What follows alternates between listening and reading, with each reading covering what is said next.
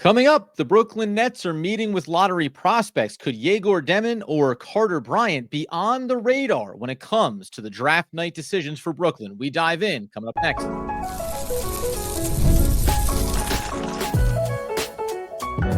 You are Locked On Nets, your daily Brooklyn Nets podcast. Part of the Locked On Podcast Network, your team every day. Yes, my friends, it is the Locked On Nets podcast right here on the Locked On Podcast Network. It's your team, the Brooklyn Nets, every single day. He's Doug Norrie. I'm Adam Armbrecht. We thank you, as always, for making us your first listen of the day. We are 100% free on all those great platforms. And, Doug, we continue to say after the dust has settled from the lottery odds, Brooklyn will be picking 8th. We now get to get into discussions around players that they're meeting with ahead of the draft. Some of them, like Con Knipple, like Jeremiah Fears, we've discussed already. 2 more on the radar, though, who are fringe lottery, depending on what boards you look at, but potentially fits for the Nets.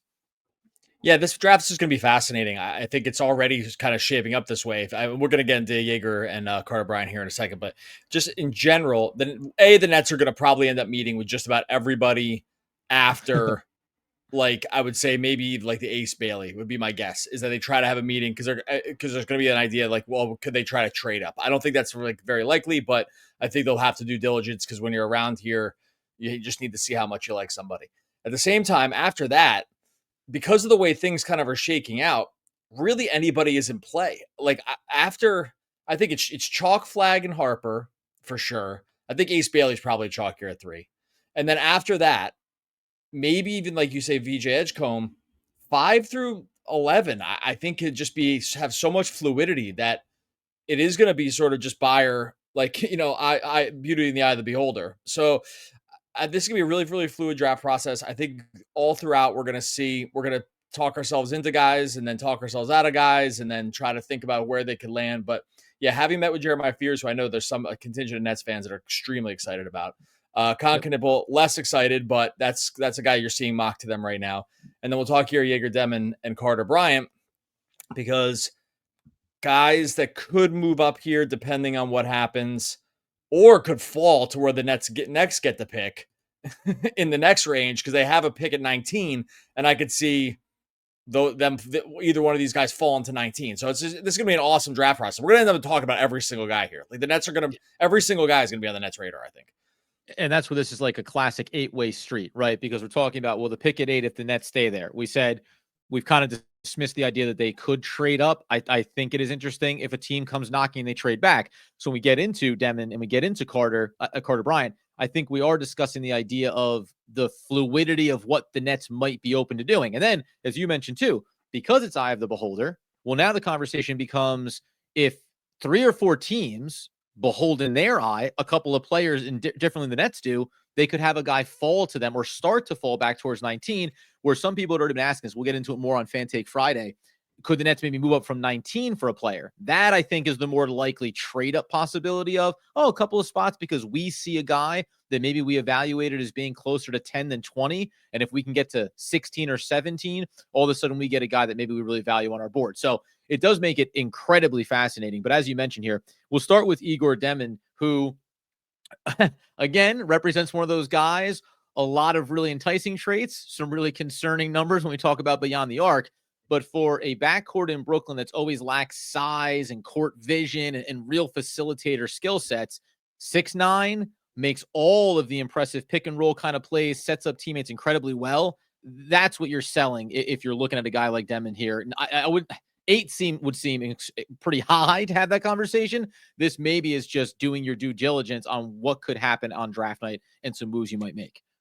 Yeah, I don't think he gets to the top 10. But when you look at like the way it's all put together for him, there's on one hand, you're like, well, he's a 6'9" on-ball guard. And you're like, well, why isn't he higher? Because Right. He's like 6'9".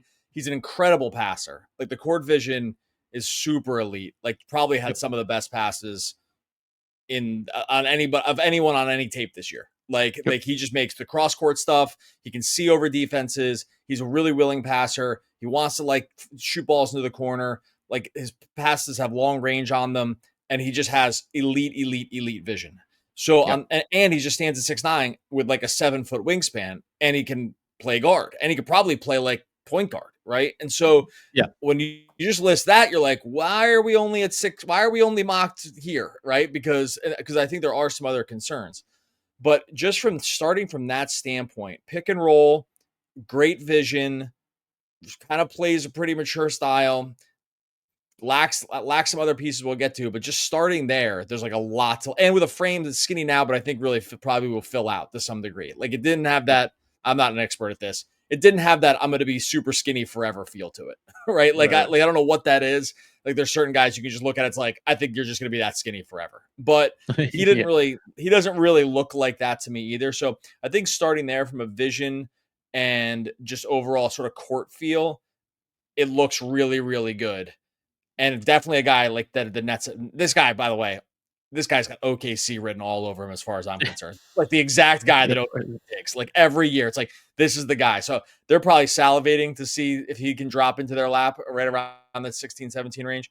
But yeah, those are the first things that I kind of jumped off the page for me. And then there's clearly some concerns, which is why he's sitting sort of like mid lottery in terms of mocks. And yet the thing, it's interesting, right? So if we're gonna, let's juxtapose it against other guys that we've talked about. We talked about Yakin excuse me. Like that's a guy that's looked kind of around top 10, but maybe is hovering in that kind of territory. Is he rising or falling as the draft approaches? That is relative to the way that other people are maybe thinking about Demin and what his upside can ultimately be. So I mean, that's I think the interesting part about comparing two players like that, because you're not horribly far off. A larger backcourt player can facilitate a bit, need the shot to come around to a certain extent. This is where I'll go back to what you said at the top, because I think it's the right phrase for this draft. Like eye of the beholder.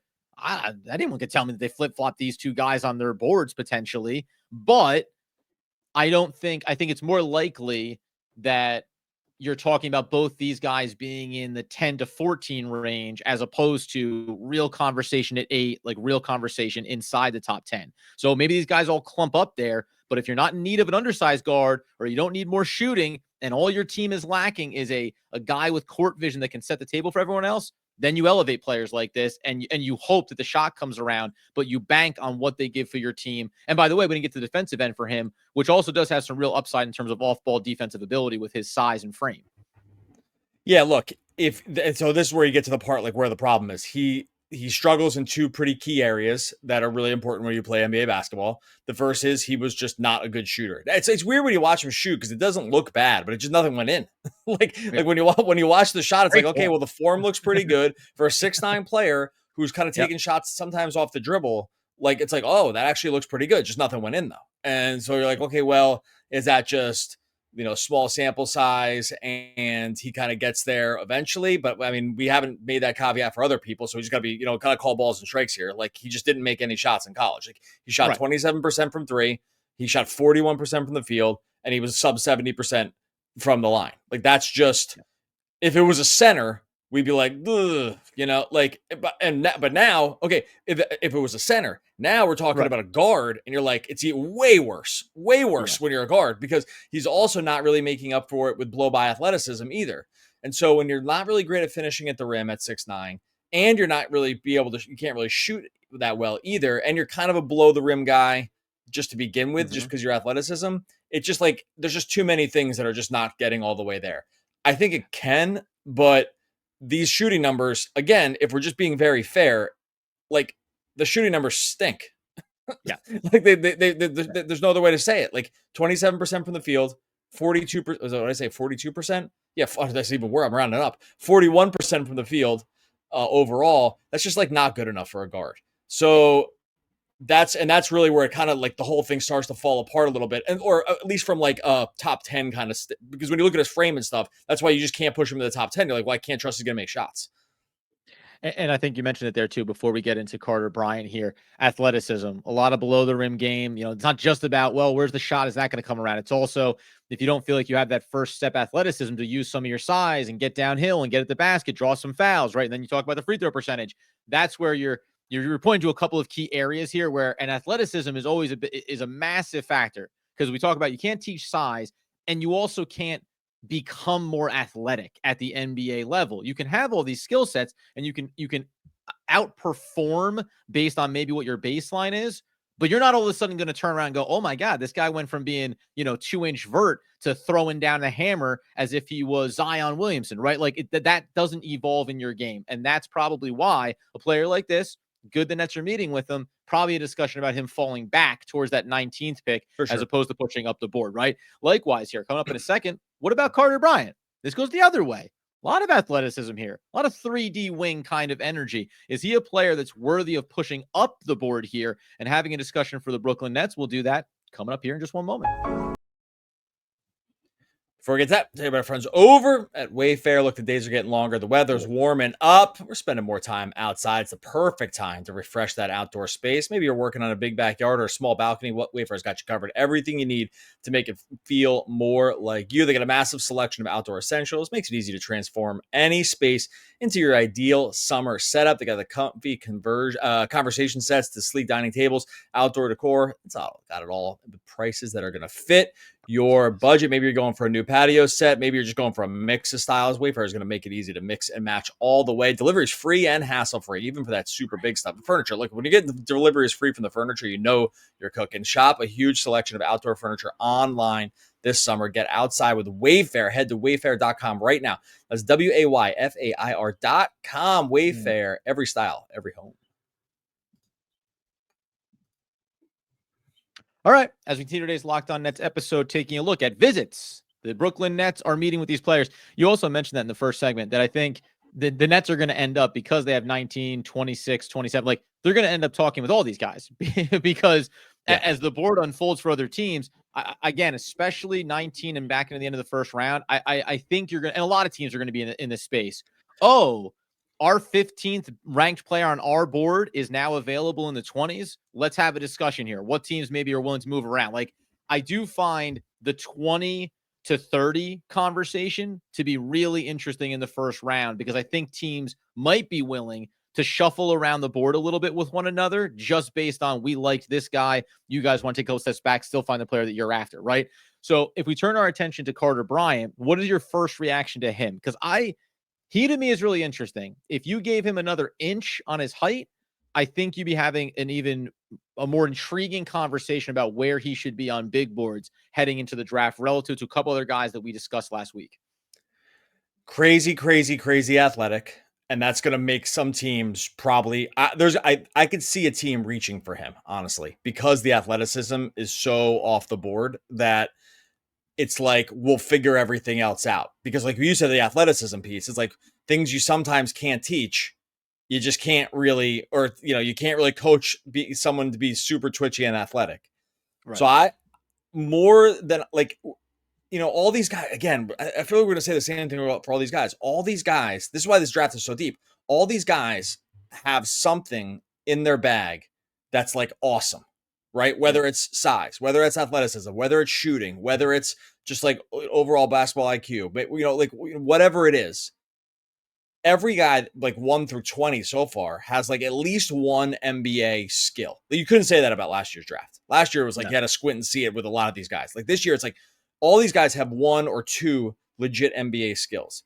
And I really think it comes down to where these teams are going to evaluate him, and which is where I get to Carter Bryant, which is like, I think there's going to be a team in here that looks at the measurables and looks at the athleticism, ignores the rest of the box score. Because if you look at the box score, you're like, what was going on with this guy?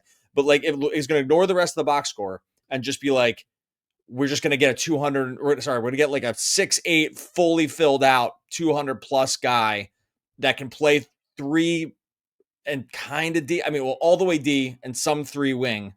Yep. And we'll just figure all the rest out later. Because that's kind of the story for him. He's so athletic and it just pops off the page. But then you're like, he doesn't do anything with the ball. Like he took 4 shots a game in 20 minutes a game. Like he can't create for himself. He can't do that other stuff. He's super reliant on kind of everybody else, but they're like, hey, maybe the rest of it will come around. So it's like actually the totally opposite story of Demin, who has like all this on ball stuff, but you're like, I don't think he can get past that many people.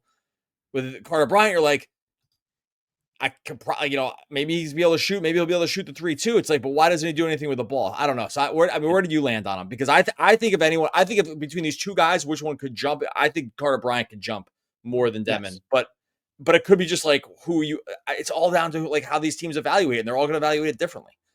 I mean, listen, let's compare. You talk about, like, 3-and-D, and I think, in years past, talk about DFS, or you talk about a player, Cam Johnson, he was representative of like a 3-and-D wing, but I don't think we ever saw that come over from Phoenix in a way where you go, oh, and then he's locking down dudes defensively. He's, functional defensively. So the versatility on that end of the floor for Bryant is a big selling point. The fact that he was able to knock down 37% of his threes from beyond the arc, like, that matters, right? And it's translatable going into the NBA level, you think. And now remember, though, under 3-point attempts per game. You mentioned the shot diet, right? Well, when you're taking under 5 shots a game, the sample size feels a little bit underwhelming. Averaging 6.5 points a game over 90 minutes, like, it doesn't jump off the page when we're talking about. It doesn't. Well, that's really underselling. Sorry to interrupt you. That's really underselling it. It doesn't jump off the page. It like barely shows up on the page. Like that's the problem. We didn't even get past the cover. The title didn't even really entice us enough to take a peek inside. And okay, so here's the other thing. But I'm gonna flip back to positive on him as well, and why, like, he's worth taking a look at. But the fouls are also a thing here, right? So he averaged over 2 fouls per game in 19 minutes. Like, that'd be if he's playing over 30 minutes, he's probably averaging about 4. So I think this player that you're modeling him in is okay. Brooklyn Nets draft him, unlike some other guys we talk about. Hey, instant starter. Not that there's going to be a lot of players standing in his way from getting minutes, but in my mind, early in his career, I think of like bench spark plug that comes in, can give you weak side help defensively, versatile on end of the floor, chase down blocks, super twitchy, athletic, can jump off the page on the offensive end. So you get the ball in his hands, you say, hey man, when we set the table for you, get that on the wing, attack your man off the dribble, get downhill, go at the basket. Like, let's just use the athleticism. Hopefully it gets over top of that under sub 70% from the free throw line. And you just want that to build and grow. I can see the path where he develops into a very effective 3 and high level D player. But that's the only question you're asking yourself here is, can this game refine a little bit? Because right now you got a guy that didn't shoot enough to make you excited about him, has a lot of the raw talent, and then defensively, for all of the value that you think he brings, because he's not 6'9" or 6'10", because you're talking about being 6'8", 225, it's good measurables, not great. Then maybe you're talking about, for some reason, what rang in my head was Day'Ron Sharp. Like, these aren't remotely the same type of player, but you're like, man, he does some of these things so well. Why can't he get on the court more? And you're like, oh, right, because he can't stop fouling everybody. Like, because he just doesn't quite have that part of his game figured out yet.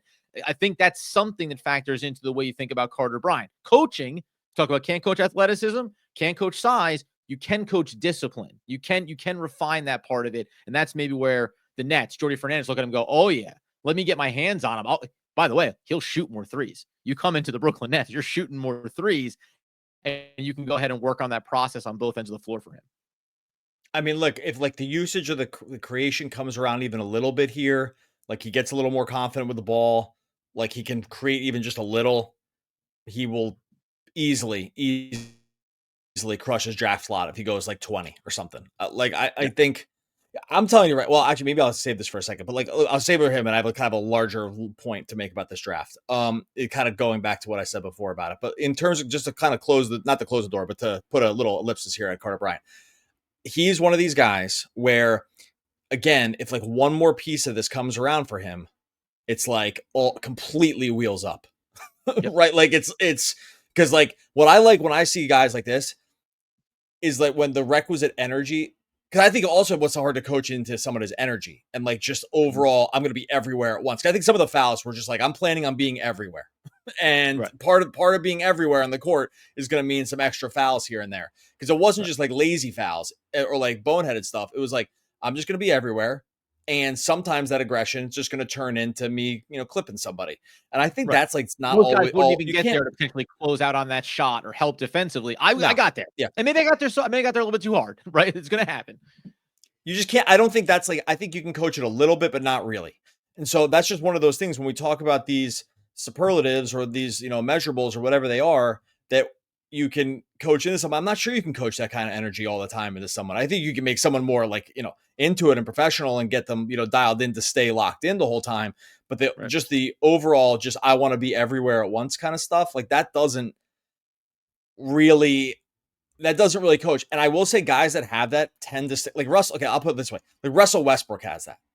Yeah, he's like lacks some other basketball. I'm not comparing Carter Bryant to Russell Westbrook, but like but Russell Westbrook has stuck around the league because he's really good, but he's also just good at just like never turning it, never going down the second gear.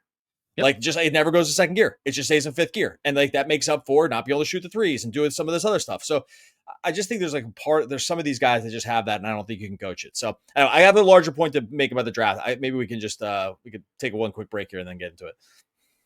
I think, you know what? Let's take one quick break here. And then on the back end, we'll talk I about know I one screwed that up. overarching theme that Doug would like to bring up about the draft as a whole. We'll do that here coming up next. All right. As we tie a pretty little bow in today's Locked On Nets episode, you may have heard us in the last segment. There's one big thing that Doug wants to bring up about this draft as a whole. Go ahead and take it away as we round out. I'll make it quick and see if you agree. I'll make it quick and see if you agree with me. All year long, I heard from everybody that about all the players that whenever we made the pro tanking thing, it was like, I would just get a laundry list of the guys who weren't taken in the top 5 who ended up being stars. I got that all year long. Like, it was just the Shea, the Jokic, the Jan, everybody. I got the whole list all year long about tanking. And usually I just laughed it off and whatever. I do think actually this year, there's a very good chance that multiple players in this 10 to 20 range are going to be like stars in the league. I don't know exactly who. I don't feel confident saying who I think they're definitely going to be. But would you agree with that? We've been doing the draft stuff here for a while now. Like, is that a fair assessment? That's like, we've talked, I feel like we've said this so many times about these guys, about being like, if just this one thing happens, this guy's going to be awesome. I mean, is that like a fair assessment? I feel bad that I'm not going to like stand out here and say who they are, but I'm very confident it's going to happen.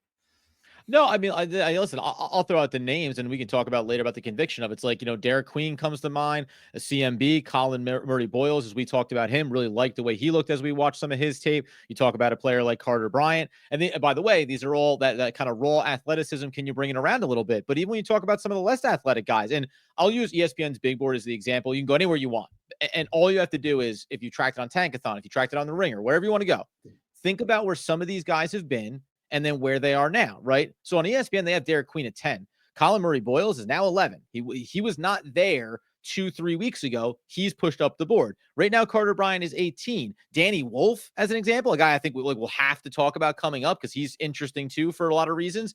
He was a player that was talking about being in the mid-20s to the back end. Well, now all of a sudden you're seeing him top 20. You're seeing him actually right now on ESPN being above Carter Bryant at 17. So I 100% that you said 10 to 20 range. And by the way, and even though it's harder to look at some of the guys into the 20s, guaranteed, I say 10 to 20, we're having a conversation about 2 or 3 players in that group that when we do the old redraft, you say, oh yeah, if you could have made this draft deeper, or if they came out the year prior, you'd be having conversations about being top 10, being top 8, wherever you want to slot them. I think there's going to be at least one guy in that 20 to 30 range where you're going to go, oh, right, everybody missed out on him. Because that's how, again, this draft class put him in most other years.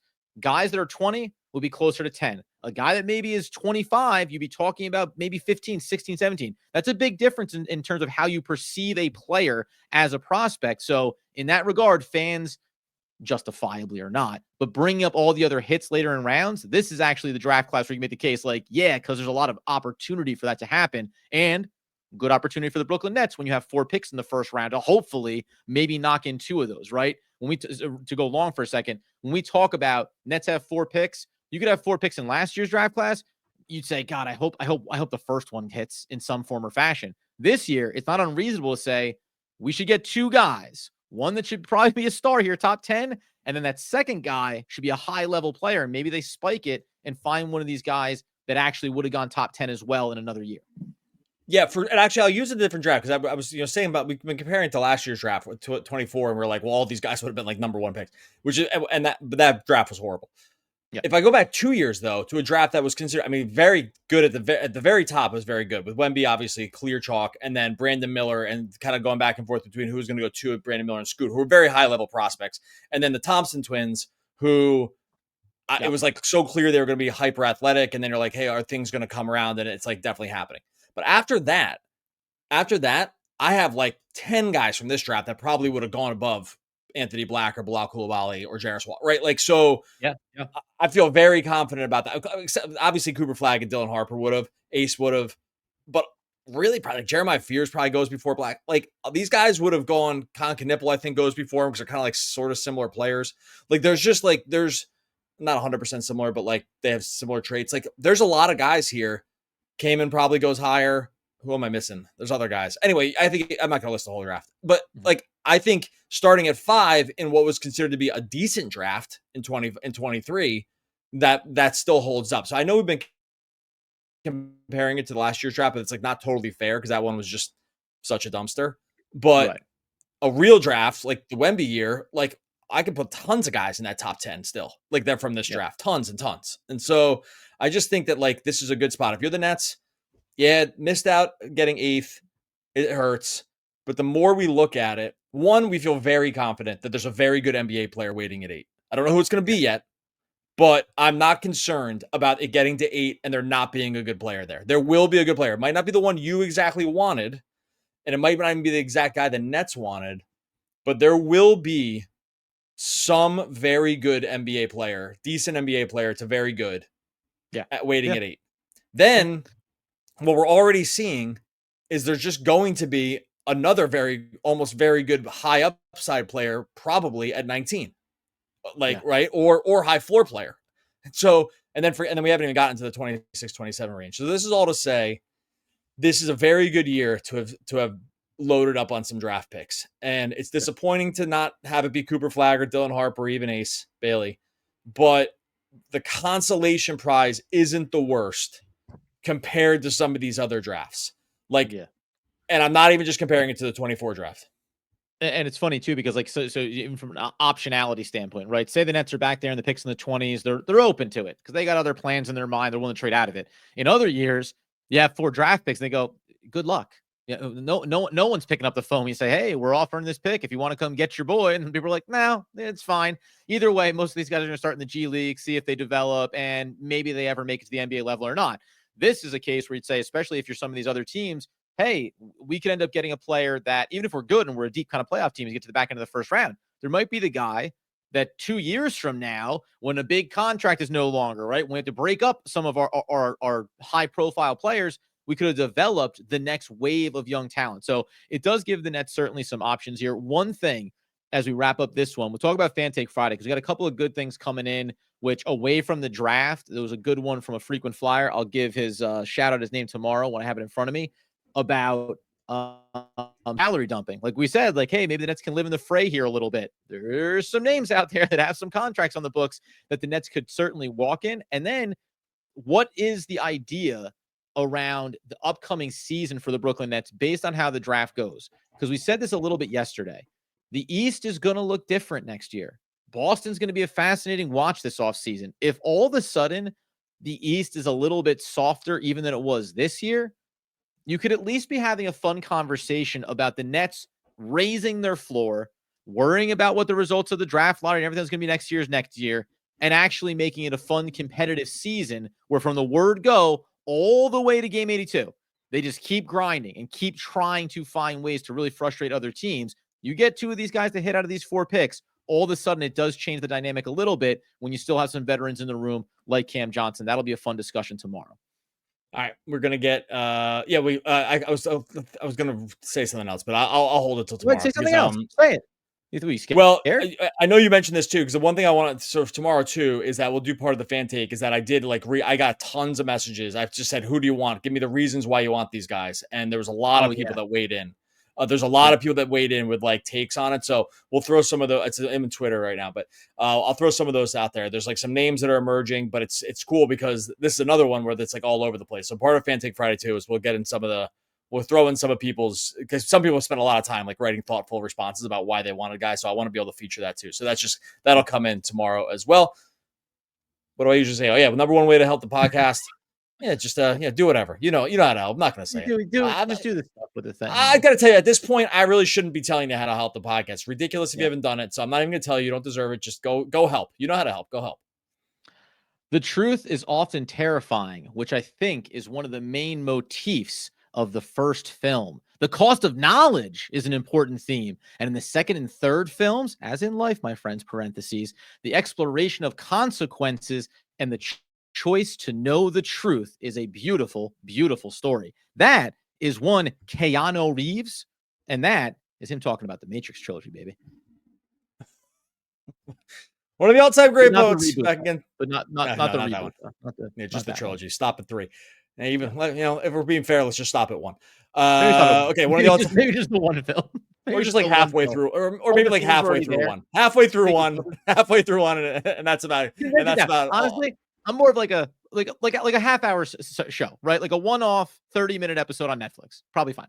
Like a couple like well taken out, just like segments of the film. Awesome. Yeah. Away you go. One of the all-time great posts. Back in tomorrow. Maybe a spoken word more Brooklyn Nets basketball. Basketball.